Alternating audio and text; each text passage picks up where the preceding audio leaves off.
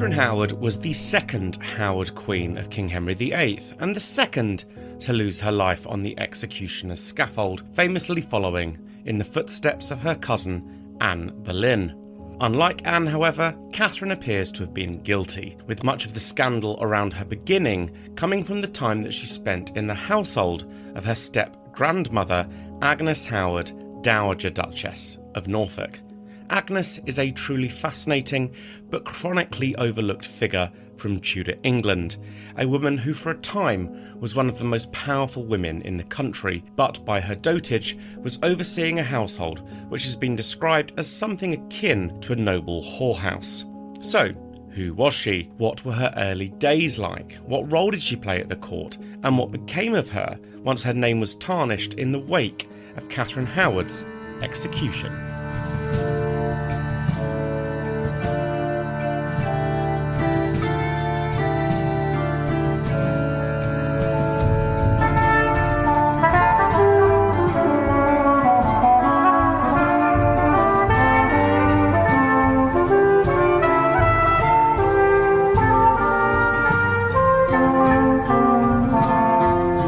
Welcome back to the Tudor Chest podcast, subscriber episode, The Life of Agnes Howard, Dowager Duchess of Norfolk.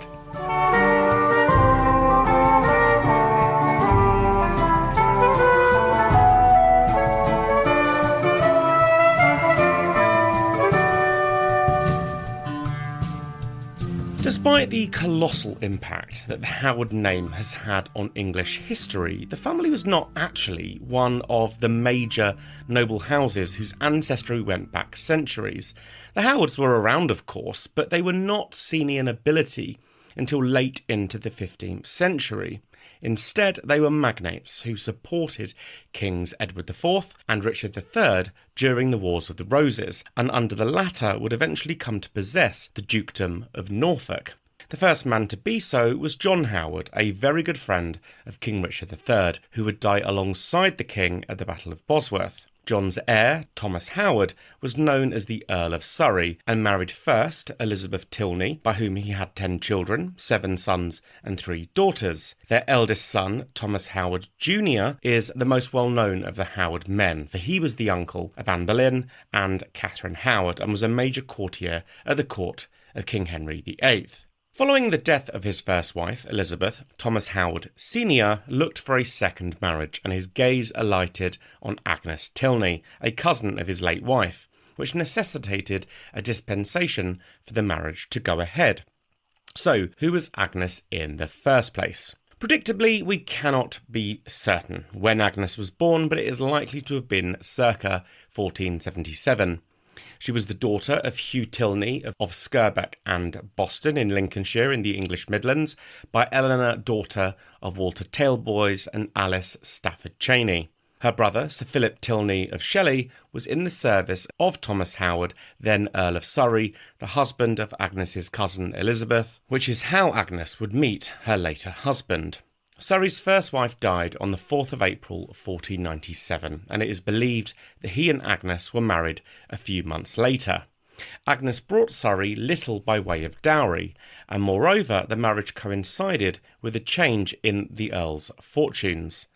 As a supporter of King Richard III, for whom he had fought at the Battle of Bosworth in 1485, the Earl of Surrey was not in high favour during the early years of the reign of King Henry VII.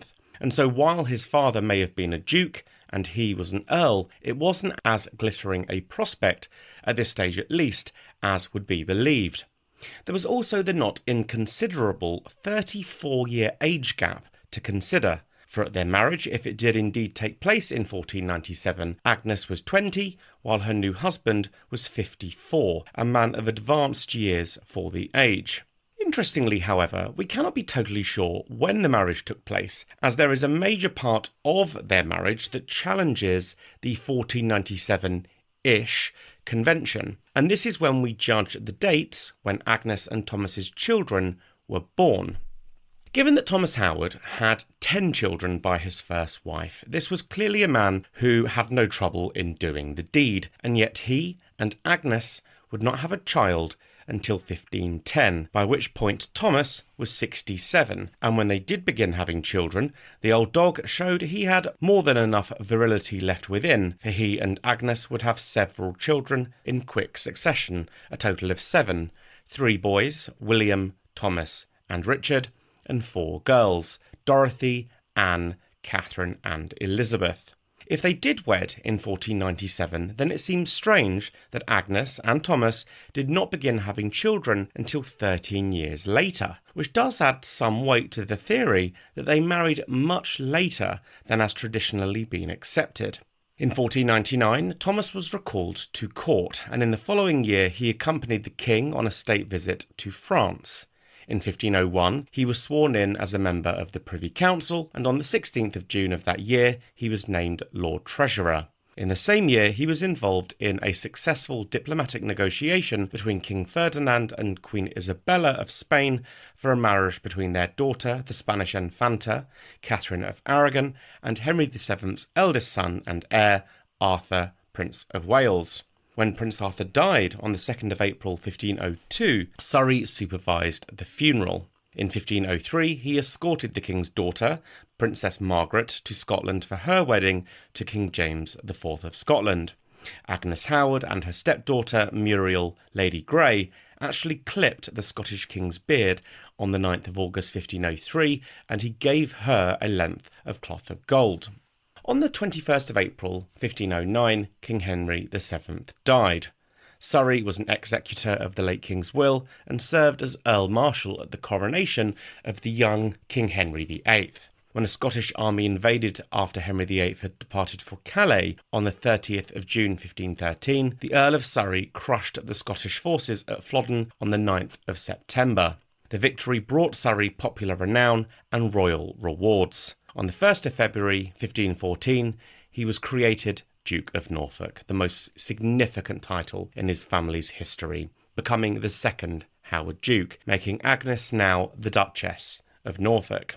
In terms of precedence, this instantly shot Agnes very high among the women of England.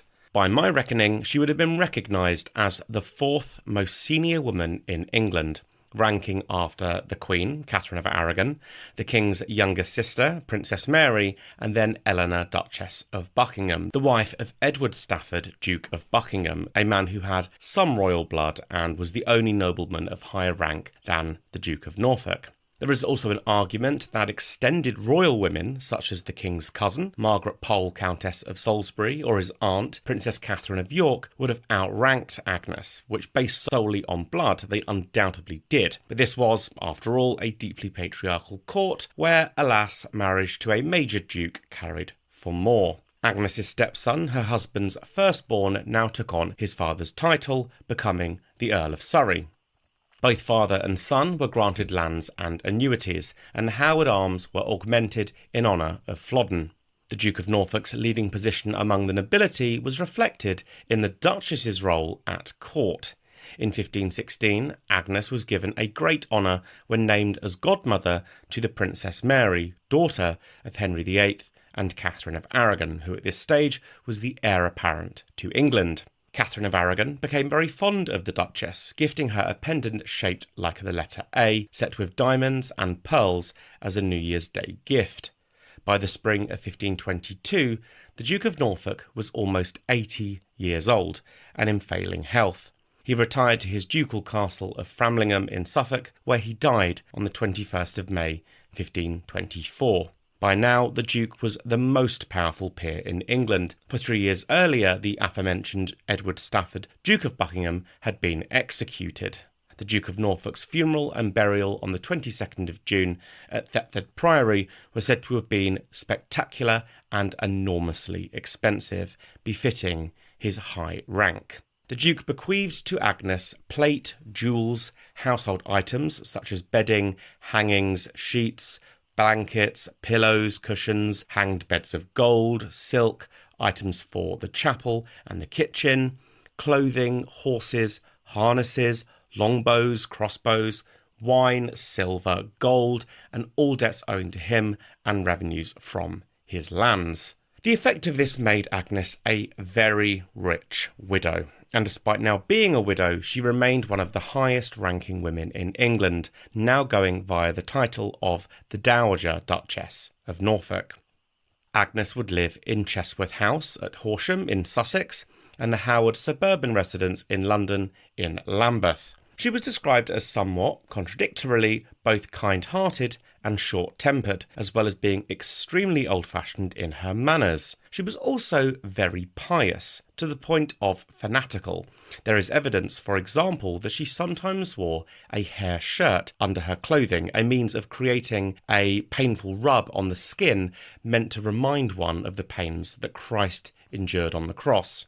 She was also something of an amateur apothecary, for in 1528 she provided the king's principal minister, Cardinal Thomas Wolsey, with recipes for medicine. She was also, as her step-granddaughter Anne Boleyn would be, a keen patron of the arts, patronising the court poet John Skelton, who had served as a tutor to King Henry VIII. The Dowager Duchess remained in favour after her husband's death. Ordinances issued at Eltham in 1528 indicate that she was accorded first place in the Queen's household after the King's sister, Princess Mary, Queen of France. Despite being the step-granddaughter of Anne Boleyn, Agnes did not approve of Henry VIII's efforts to end his marriage to Katheryn of Aragon. As previously referenced, Agnes was close to the Queen and struggled to accept Anne as her planned replacement. Given that she shared no blood with the Queen-in-Waiting, it isn't difficult to understand that she felt no special favour towards Anne, but even so, having a Howard girl on the throne could only spell good things for Agnes and her family, despite her own personal feelings. On the 23rd of May 1533, Archbishop Thomas Cranmer declared Henry VIII's marriage to his first queen, Katheryn of Aragon, over. On or about the 25th of January 1533, the king married the Dowager Duchess's stepdaughter, Anne Boleyn. Duly, Agnes participated in Anne's coronation 6 months later, carrying Anne's train, and also carried the newborn Princess Elizabeth at her baptism 3 months after that in September 1533. Agnes also acted as the infant princess's godmother, making the Dowager Duchess the only person to serve as a godparent to both of Henry VIII's daughters. Anne's 2 subsequent miscarriages caused the king misgivings about the marriage, and of course, as we all know, the marriage between Henry and Anne would come crashing down in May 1536, resulting in Anne's execution. Despite the drama that engulfed the Howard family, no members of the family suffered by association, in large part owing to the Howards quickly throwing Anne and George Boleyn under the bus. We can't forget, for example, that Agnes's stepson, Thomas, 3rd Duke of Norfolk, presided over his niece and nephew's trial and was the man who would condemn them to death. As such, Agnes's life carried on as much as it had done before. The king then took Jane Seymour as his 3rd wife. 2 years after her death, at Thomas Cromwell's instigation, the king wed Anne of Cleves on the 6th of January 1540. However, the king's physical revulsion for his new bride led to a speedy annulment of the marriage by Act of Parliament on the 12th of June 1540. By then, Katheryn Howard, another of the Dowager Duchess's step-granddaughters, had already caught the king's eye. How she came to catch the much-married monarch's attention is the subject of controversy. Agnes, as it turns out, will have been a central figure in Katheryn's life leading up to this point. As I referenced earlier, Agnes was her late husband's 2nd wife. As I also explained, his first wife was Elizabeth, who had given birth to 10 children. Their 3rd child and their 3rd son was Sir Edmund Howard. As many other third-born sons experienced, Edmund had little official role and even less money. All of the family wealth was primarily centred around its heir, his eldest brother Thomas, 3rd Duke of Norfolk. Despite this, Edmund was expected to live the life of a nobleman, and he did so extravagantly, producing 6 children of his own, the 2nd youngest of which being Katheryn Howard. Edmund was also responsible for the upbringing of his wife's children by her first marriage, a not inconsequential further 5 mouths to feed. With little money and a not especially stellar reputation at court, He was once, for example, named controller of Calais, but fired shortly after for being so inept. It was inevitable that something would have to be done to ease Edmund's financial pressures. Thus, his children were sent off and placed in different aristocratic households where they would be raised. This was common practice at the time. Edmund's daughter Katheryn came to live in the household of her step-grandmother, Agnes, the Dowager Duchess of Norfolk, in 1536. Under Agnes's watch, Katheryn was to receive discipline and training in good manners, a rudimentary education, along with tutors covering music and dancing lessons and other accomplishments. She would sleep in a communal dormitory and was expected to perform some household duties, just as a servant would. The other young women with whom Katheryn shared the house would have been extended kin. Cousins of cousins, daughters of men or women married into the Howard family, etc. Katheryn was thus surrounded by her contemporaries, young noblewomen who had the misfortune of not being the daughters of heir apparents.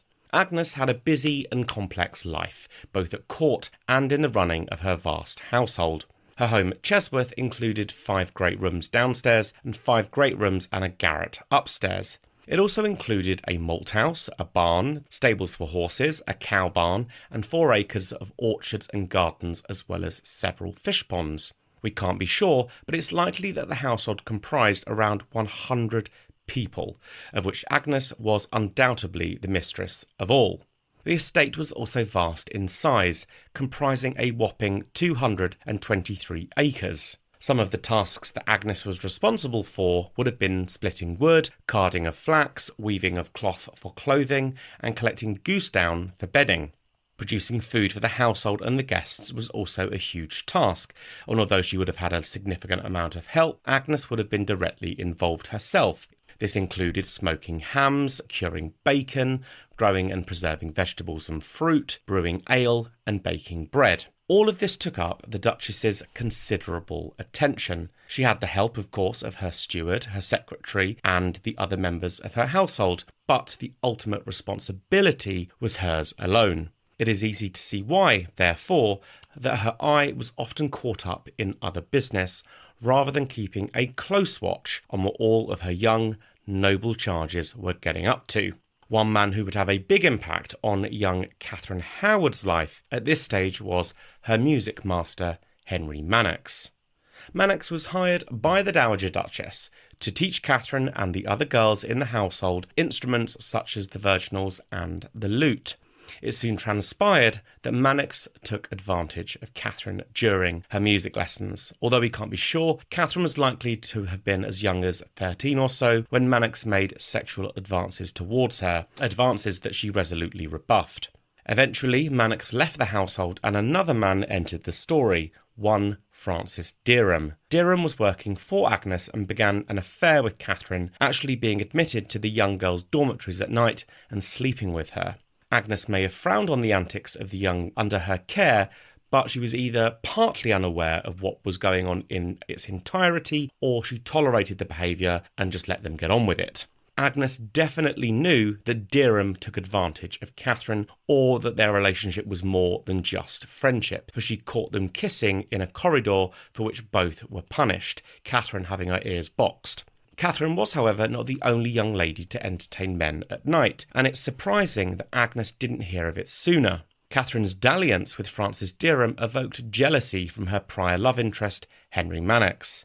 Along with a friend, Manox wrote a letter to Agnes revealing the amorous nighttime adventures in the young lady's dormitory and left it in Agnes's pew in her own personal chapel.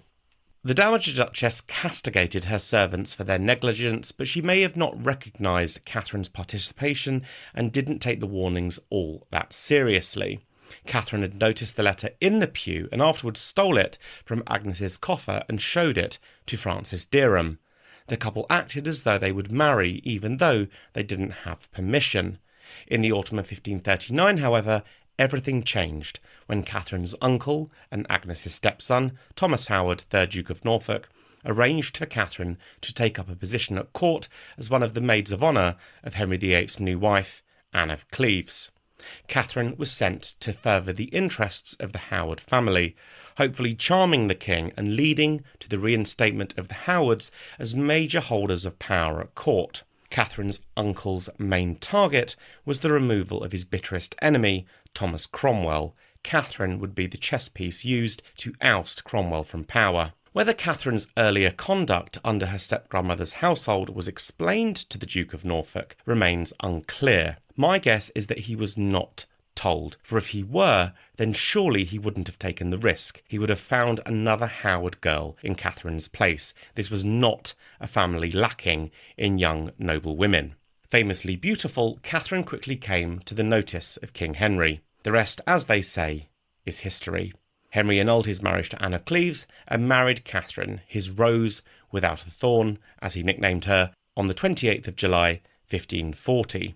According to the historian Agnes Strickland, Agnes Tilney, Dowager Duchess of Norfolk, was a great lady of the Queen's household to her step-granddaughter. Ahead of this taking place, Agnes had released Francis Derham from her household, and he went over to Ireland to seek his fortune, but later returned. He had always been a favourite of Agnes, and she asked Queen Katheryn to find a place for him in her household. In August of 1541, Derham was made Katheryn's private secretary and an usher of the chamber.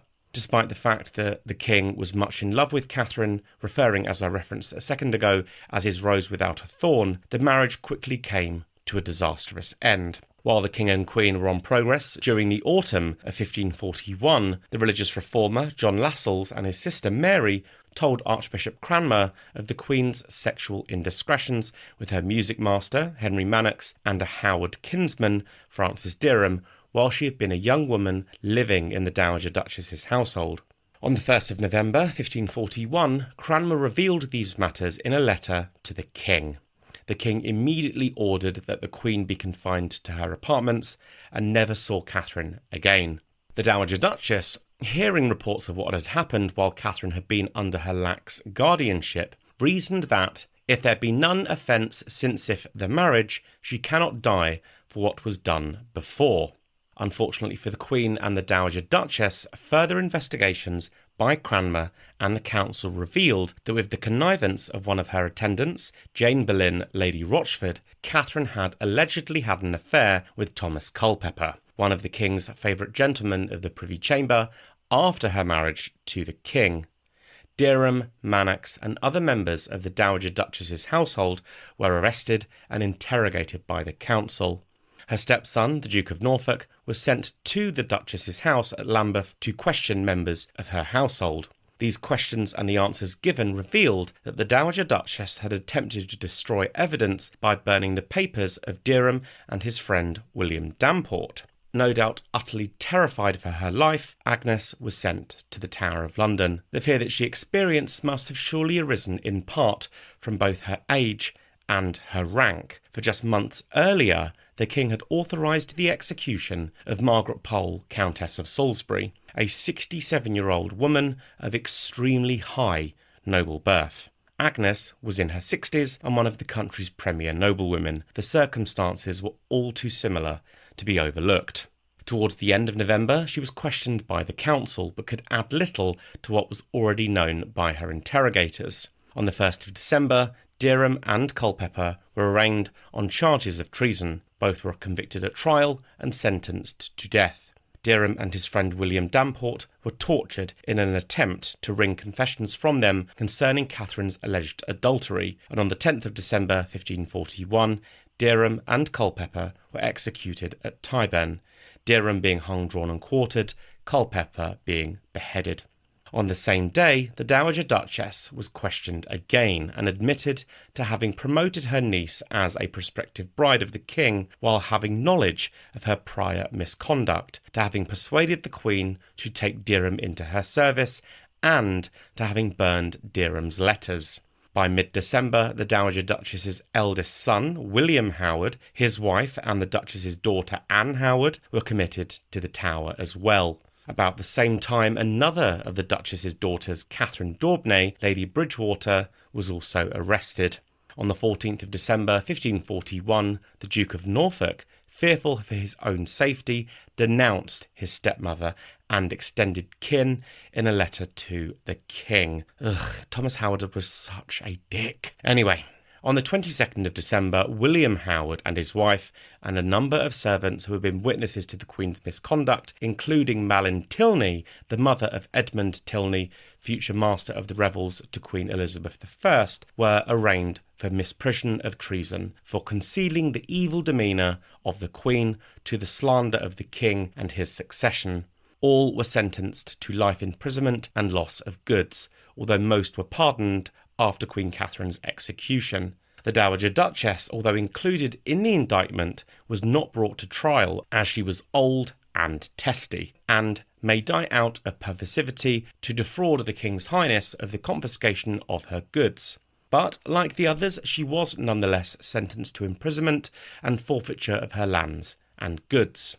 On the 6th of February 1542, a bill of attainder against Queen Catherine and Lady Rochford received the final reading, and on the 13th of February, the Queen and Jane Boleyn were beheaded on Tower Green inside the walls of the Tower of London. The King was of the view that there was as much reason to convict the Dowager Duchess of treason as there had been to convict Derham.